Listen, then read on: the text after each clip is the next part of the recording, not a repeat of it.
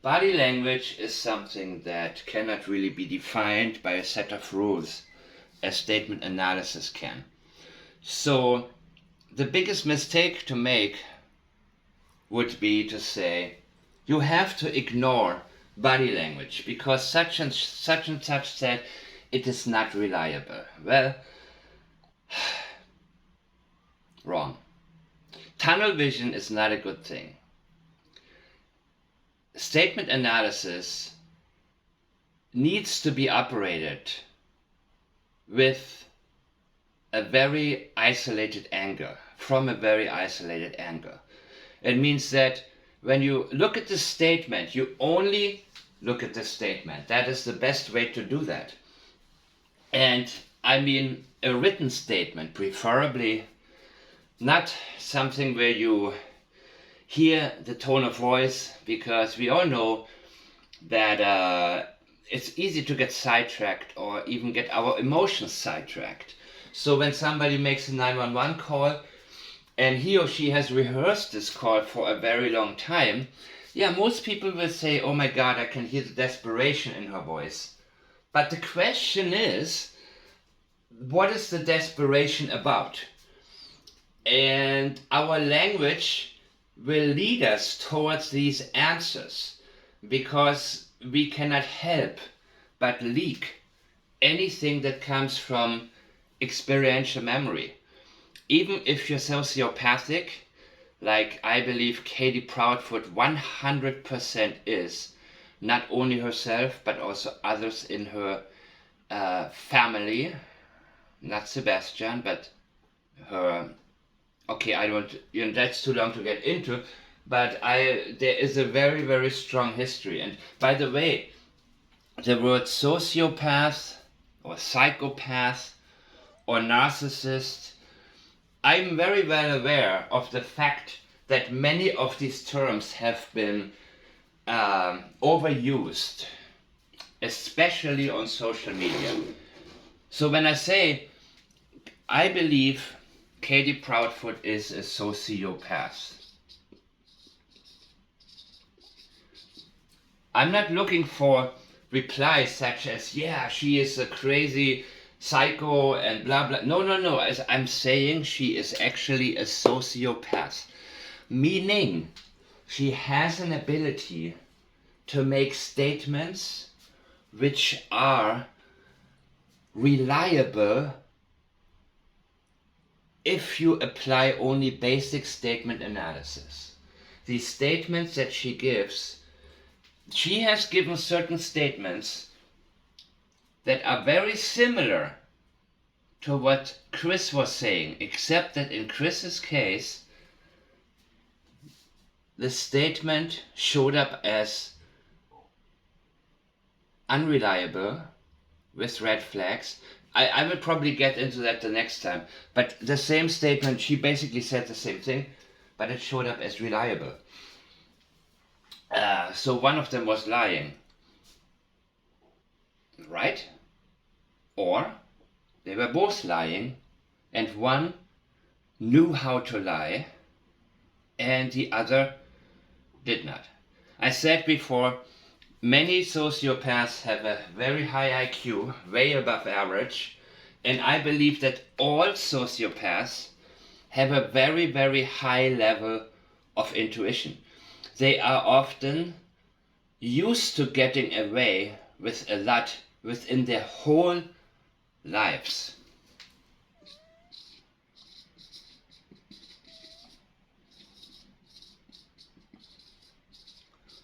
Duping delight can be the leakage of the sociopath. A sociopath will do whatever he or she can do to ensure that their whole house of cards doesn't crumble. They are very self-aware, and much rather than protecting or being careful with a specific statement, they are afraid of their patterns being discovered. Once their patterns are being discovered, then everybody that knows them can look back and see deception throughout their whole relationship with that person. They are terrified of letting their guard down. They are terrified of being found out. And I mean, not just one lie being found out, but their whole ability to deceive people. And also, I need to say, sociopaths usually have been highly sensing or sensitive children who experience trauma, and that trauma impacts such children much more severely, to where they develop a disdain against society that wasn't there for them when they needed it, and in later life they are able to switch back into that mode of self-protection and have also in return zero regard for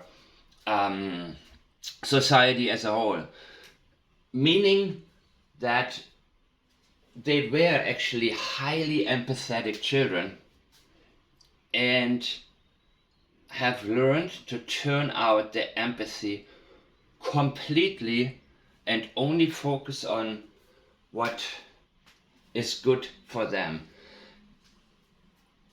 Real sociopaths include Charles Manson. Also, read up on his childhood. You know what I mean? No, I'm not making excuses. I'm interested in what turned people around.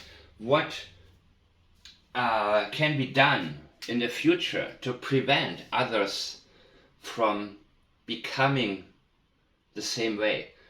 I'm interested in not so much just the law, but also where does a desire come from?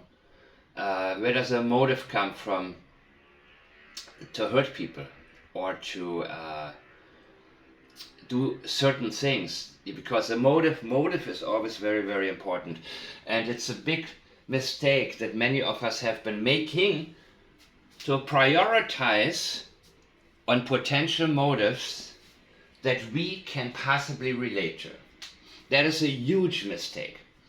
So, robbing a bank, no, I mean, by the way, you cannot rob banks anymore. There's cameras everywhere. It would be impossible, I think, unless it's in a country where, there's less technological advancement. But, people, what was the motive for that? Okay, you can see, yeah, he was about to lose his house, he was about to get his car repossessed, blah, blah, blah, blah, financial problems. Everybody will say, yeah, of course that's the motive.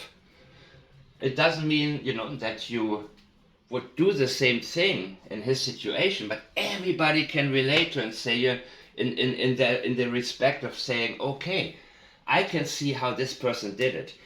It's different when the motive is something where you have, any type of abuse of a child, for example. Why would anybody want to do that? And how could anybody do that? And how can a mother, how could a parent hurt her own child? You know what?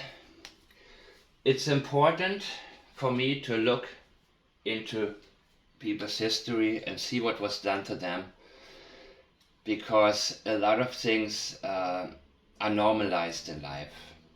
I've said it before, mothers who themselves have been abused when they were children tend to either be overly protective, not leaving their kids alone for a second, or they are the opposite way, that they are really very negligent and the same thing happens to their child.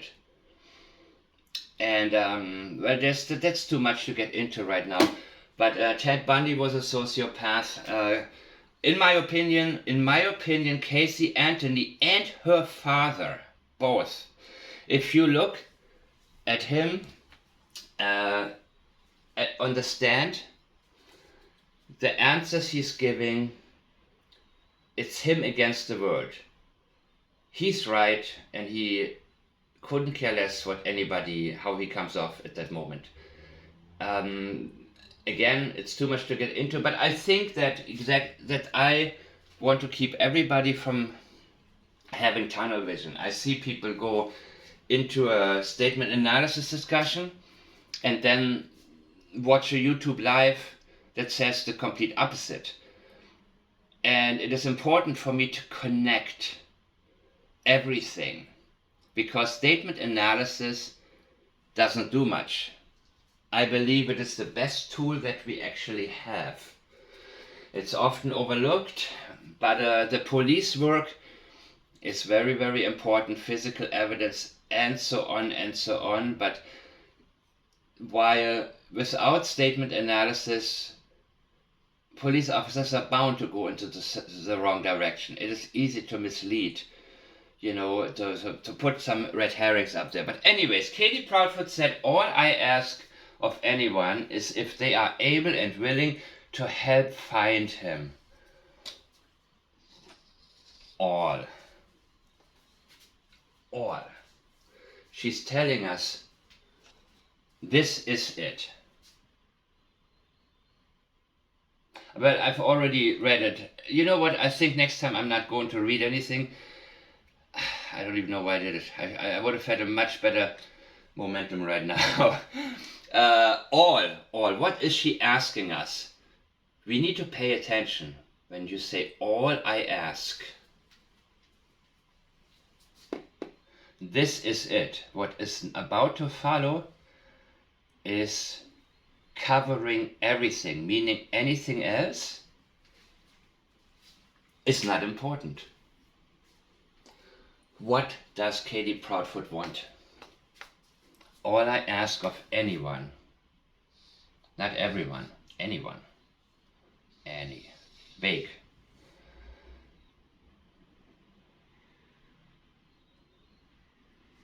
What would you say if you had a strong sense of urgency? If you had a very, very horrible moment and you have to get help for your child, would you say, I want everyone to help me, or anyone? You would say everyone.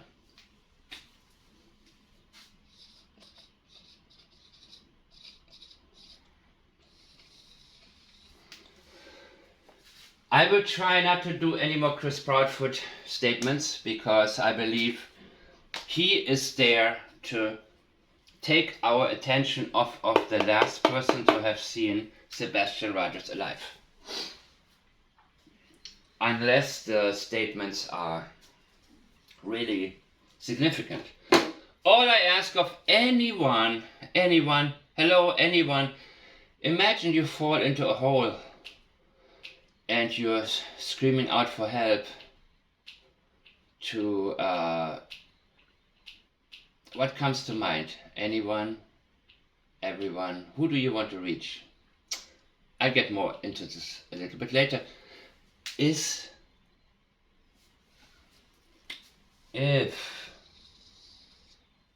another if, remember her last statement about the cameras? If, may, if.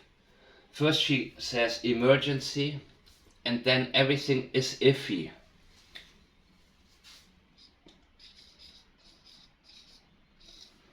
She's making iffy statements.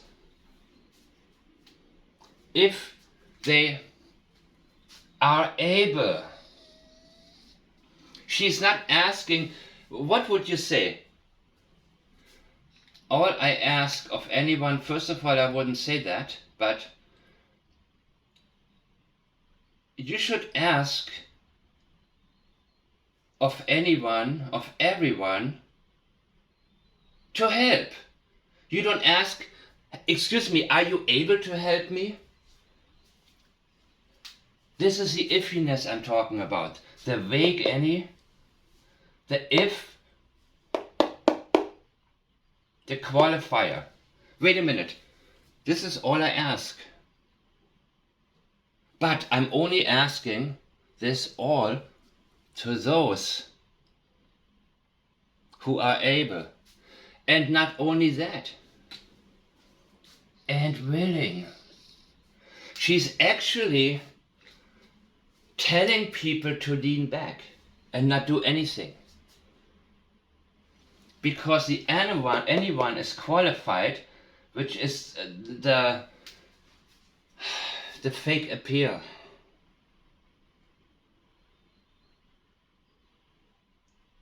Everyone, please help find him. That would be a statement that is expected. When we look at the statement, we have to assume the person is telling us the truth. And we allow that person to talk us out of that. Everyone, help me find him. That's it. That would be the statement. Look at all the unnecessary words. Everyone, help find him.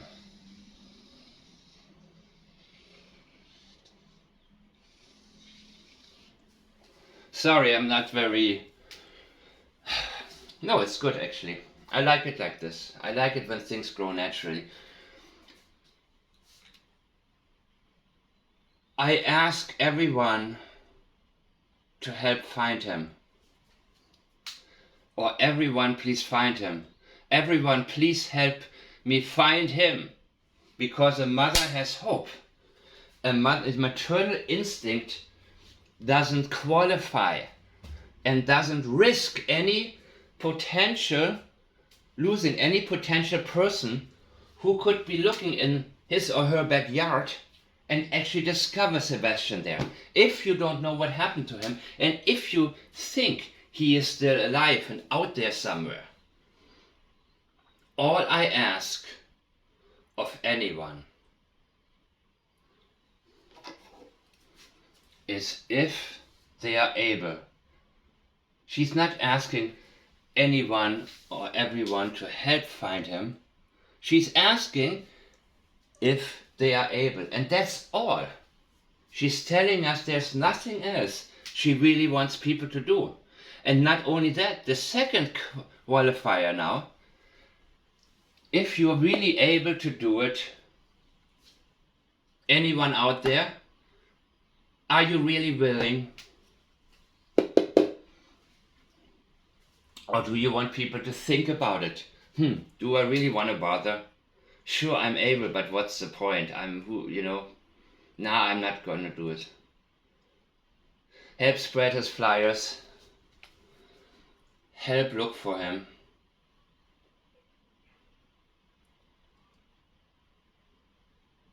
Call in if you see anything. People to focus on Sebastian. Yeah, focus on Sebastian, not her. Right? Losing focus of her is what her and her husband have been trying to do, in my opinion. Which is why I do not listen to any lives that Chris Proudfoot is on, unless somebody sends me a specific clip from there containing a significant statement. I don't listen to anything from people associated with the case who have only been sidetracking. And I do not understand for the life of me why people are sharing something that only sidetracks them and others. If you get sidetracked yourself, that's one thing. But why would you want to sidetrack your friends who would benefit from real information? This is infotainment, but you know what? That's what it is. And if they're coming out with a Netflix special, and don't be surprised when you see that a lot of people who are enemies in public are actually friends behind the scene with an agenda. A lot of things will come clear to you when the announcement will be made. So please, you heard it here first, and do not by any, if you heard it here, don't act surprised when it happens, please. I'm taking the excuse away from you. I'm just kidding. or not. So be careful with what you support. Support anything that you think intuitively or any other way that you really think will give us answers. And as you can see, I was going to actually post another statement here, but I realize how much is in just one statement. I rather have 3 or 4 sentences that are significant than a whole paragraph with absolutely nothing in it. I'm Mike the Man. I have started a statement analysis blog you can find on my profile on X. You can send me statements that you have come across, anything that doesn't make sense to you.